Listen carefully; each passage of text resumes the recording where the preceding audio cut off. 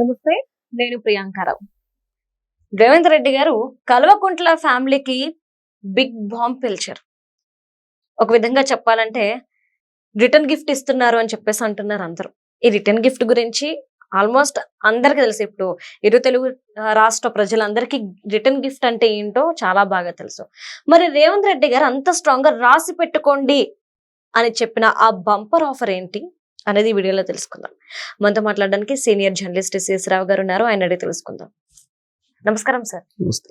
రేవంత్ రెడ్డి గారు కల్వకుంట్ల ఫ్యామిలీకి bumper offer ఇచ్చారు. ఆ బంపర్ ఆఫర్ ఇస్తూ రాసి పెట్టుకోండి, నేను చెప్పిందే జరుగుద్ది అన్నారు. ఏంటి సార్ ఆ ఆఫర్? సో రాసి పెట్టుకోండి, మరో 8 సంవత్సరాల పాటు కాంగ్రెస్ పార్టీ అధికారంలో ఉంటుంది తెలంగాణలో.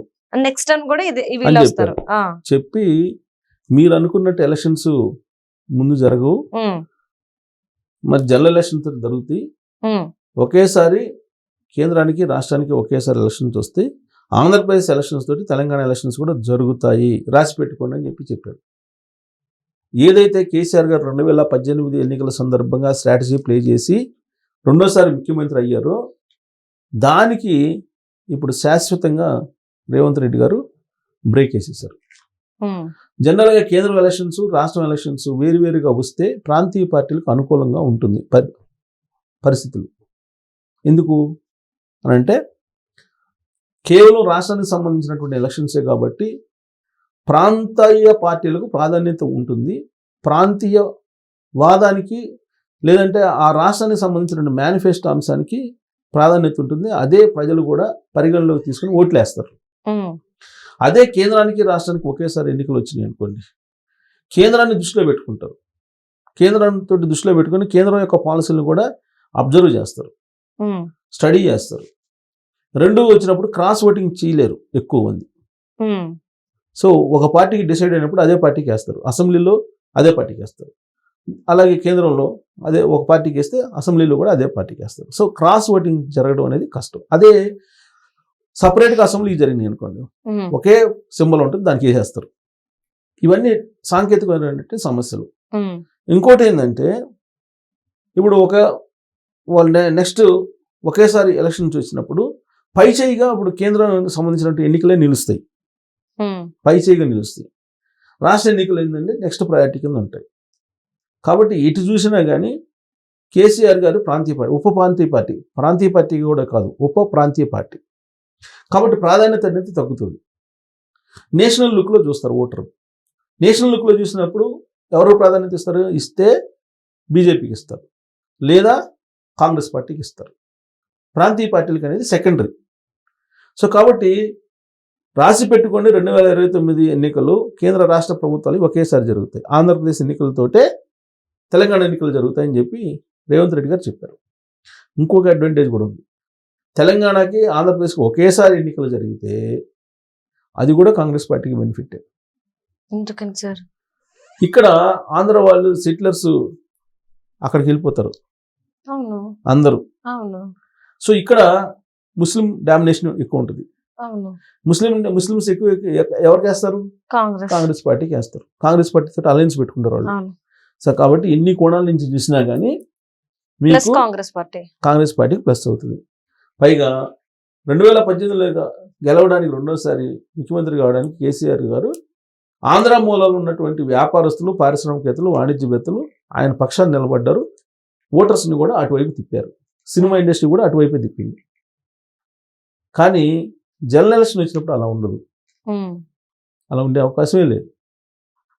ఇది ఇక మరొక అంశం ఏంటంటే, గోటి చుట్టు మీద రోకట్ పోట్లాగా రాబోయేటువంటి రోజుల్లో జనగణన జరుగుతుంది. ఈ జనగణనకు అనుగుణంగా నియోజకవర్గాల పునర్విభజన జరుగుతుంది. కాబట్టి నియోజకవర్గాల పునర్విభజన కూడా జరుగుతుంది. కాబట్టి మహిళలకి 33% రిజర్వేషన్ ఇచ్చేలాగా బిల్లు పాస్ చేస్తున్నాడు నరేంద్ర మోడీ గారు. సో మహిళలకు 33% వెళ్ళిపోతాయి. కాబట్టి మహిళలకి ఖచ్చితంగా ప్రాధాన్యత ఇవ్వాలి. ప్రాంతీయ పార్టీలను ఇవ్వాలి, జాతీయ పార్టీలను ఇవ్వాలి. మీరు 2014, 2018 చూస్తే మహిళలకు ప్రాధాన్యత తక్కువ బీఆర్ఎస్ పార్టీలో. ఈవెన్ క్యాబినెట్లో అసలు లేరు. ఒకనొక మూమెంట్లో తక్కువ, ఒకళ్ళిద్దరు ఉన్నారు అంతే. సో కాబట్టి అదొక అడ్వాంటేజ్ కాంగ్రెస్ పార్టీకి. ఆల్రెడీ మహిళా లీడర్లు ఎప్పటి నుంచో ఉన్నవాళ్ళు చాలామంది ఉన్నారు. బీజేపీకి అడ్వాంటేజ్, నేషనల్ పార్టీలకి ఎటు చూసినా అడ్వాంటేజ్. నియోజకవర్గాల పునర్విభజన జరిగిన తర్వాత వచ్చేటువంటి బెనిఫిట్స్ కూడా అధికారంలో ఉన్నట్టు పార్టీకే ఎక్కువ ఉంటాయి. రేపు నియోజకవర్గాల పునర్విభజన జరుగుతుంది అనుకోండి, జనగణన తర్వాత అధికారంలో ఉన్నటువంటి పార్టీ ఇది కాంగ్రెస్ పార్టీ. ఆ పార్టీకి అనుగుణంగా నియోజకవర్గాల బౌండరీస్ని వేసుకుంటారు. మొత్తం కాకపోయినా కొంచెం అటు ఇటు గ్రామాలను కలుపుకోవటం వీళ్ళకి అనుకూలం. ఇప్పుడు మనకు కొన్ని గ్రామాలు కాంగ్రెస్ పార్టీకి అనుకూలం అంటే, కొన్ని గ్రామాలు బీఆర్ఎస్ పార్టీకి ఉంటాయి, ఇలా ఉంటాయి కదా.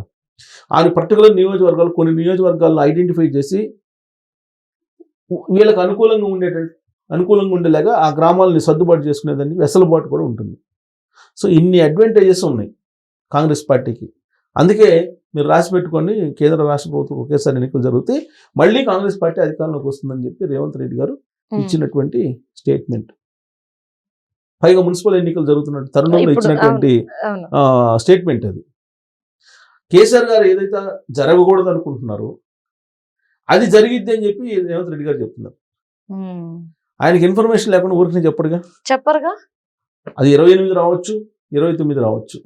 జనరల్ ఎలక్షన్స్ అటు కేంద్రానికి ఇటు రాష్ట్రానికి ఒకేసారి వస్తాయి. అది ఖచ్చితంగా అడ్వాంటేజ్ ఉంటుంది మాకు. నియోజకవర్గాల పునర్విభజన కూడా జరుగుతుంది కాబట్టి మళ్ళీ కాంగ్రెస్ పార్టీ అధికారంలోకి వస్తుంది, ఇది మీరు రాసి పెట్టుకోండి అని చెప్పి ఆయన చెప్పారు. ఇది బీఆర్ఎస్ పార్టీకి పెద్ద మైనస్ పాయింట్. అసలు ప్రాంతీయ పార్టీలు బతకవు అని చెప్పి కేటీఆర్ గారు చెప్పారు. ఉంటే ఎన్డీఏలో ఉండాలి, లేదంటే ఇండియా కూటమిలో ఉండాలి, ప్రాంతీయ పార్టీలకి మనుగడ లేదని చెప్పి ఆయనే చెప్పారు. ఇప్పుడు ఆయన ఇచ్చినటువంటి స్టేట్మెంట్ ప్రకారం రేవంత్ రెడ్డి గారు ఏదైతే చెప్పారో అది ఆయనకే మైనస్. కేటీఆర్ గారు క్లియర్గా చెప్పారు కదా 2024 ఎన్నికలకు ముందు ప్రాంతీయ పార్టీలకు భవిష్యత్తు లేదు, ఉంటే ఏదో కూటమిలో ఉండాలి, ఉంటే అట లేదంటే ఇట. అంటే ఇప్పుడు బీఆర్ఎస్ కూడా ఏదైనా కూటమిలోకి కలిసే అవకాశం ఉందంటారా? ఎన్డీఏలో చేరడానికి ప్రయత్నం చేశారు 2024 లోక్సభ ఎన్నికలకు ముందు అనేది ఆ రోజు వినిపించింది కదా, కానీ బీజేపీ వాళ్ళు యాక్సెప్ట్ చేయలేదని చెప్పి బీజేపీ వాళ్ళే చెప్తున్నారు కదా. సో ఇప్పుడు ఎక్కడికి వెళ్ళాలి? వెళ్తే ఇండియా కూటమిలోకి వెళ్ళాలి. అందులో కాంగ్రెస్ ఉంది. సో కాంగ్రెస్ తోటి జట్టు కట్టే అవకాశం లేకపోలేదు. రాజకీయాల్లో ఎప్పుడైనా ఏదైనా జరగచ్చు. రైట్. సో కాబట్టి ఒకటే ఛాన్స్ వాళ్ళకి, ఒకేసారి ఎలక్షన్ చూస్తే ఇండియా కూటమిలోకి వెళ్ళటమే ఛాన్స్. రైట్. మరి ఇండియా కూటమిలోకి వెళ్తే కాంగ్రెస్ పార్టీ అధికారంలోకి వస్తుంది, సపోర్ట్ చేయాల్సి వస్తుంది BRS party. Right. Thank you so much sir.